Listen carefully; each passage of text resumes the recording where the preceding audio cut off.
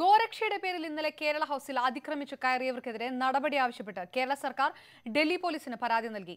പ്രതിഷേധക്കാർക്കെതിരെ Kerala house അധികൃതർ ആദ്യം പരാതി നൽകിയിരുന്നില്ല. ന്യൂസ് 18 ഇക്കാര്യം റിപ്പോർട്ട് ചെയ്തതിനെ തുടർന്ന് മുഖ്യമന്ത്രിയുടെ ഓഫീസിന്റെ നിർദ്ദേശപ്രകാരമാണ് പരാതി. ഭാരതീയ ഗോരക്ഷാക്രാന്തി എന്ന സംഘടനയുടെ പ്രവർത്തകർ ഇന്നലെ രാത്രി കേരള ഹൗസിനകത്ത് അതിക്രമിച്ചു കയറി പ്രതിഷേധിക്കുന്നതിന്റെ ദൃശ്യങ്ങൾ ന്യൂസ് 18 ആണ് പുറത്തുവിട്ടത്. പ്രതിഷേധം തടയാതെ പോലീസ് നിശബ്ദ കാഴ്ചക്കാരായി നിൽക്കുന്നത് ദൃശ്യങ്ങളിൽ വ്യക്തമായിട്ടും ഗോരക്ഷകർക്കെതിരെ പരാതി നൽകാൻ കേരള ഹൗസ് അധികൃതർ തയ്യാറായില്ല. അനാസ്ഥ കാട്ടിയെന്ന വിമർശനങ്ങളെ തുടർന്ന് മുഖ്യമന്ത്രിയുടെ ഓഫീസ് ഇടപെട്ടാണ് പരാതി ഫയൽ ചെയ്യാൻ നിർദ്ദേശം നൽകിയത്. തൊട്ടുപിന്നാലെ resident commissioner Biswas Mehta Delhi Connaught place police സ്റ്റേഷനിൽ പരാതി നൽകി.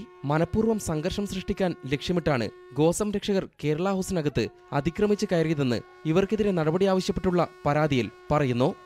I have asked them that please provide additional protection because it is possible that certain vested interests may try to create problems in view of the controversy which is going on.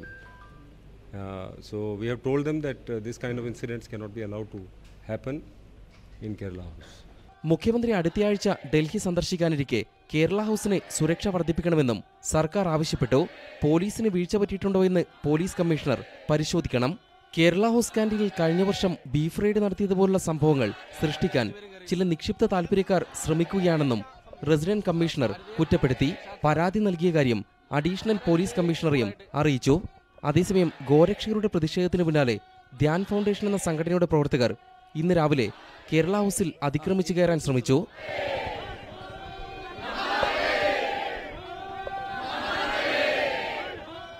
Police തടഞ്ഞതോടെ Kerala ഹൗസിന് പുറത്ത് ഏറെ നേരം പ്രതിഷേധം നീണ്ടു.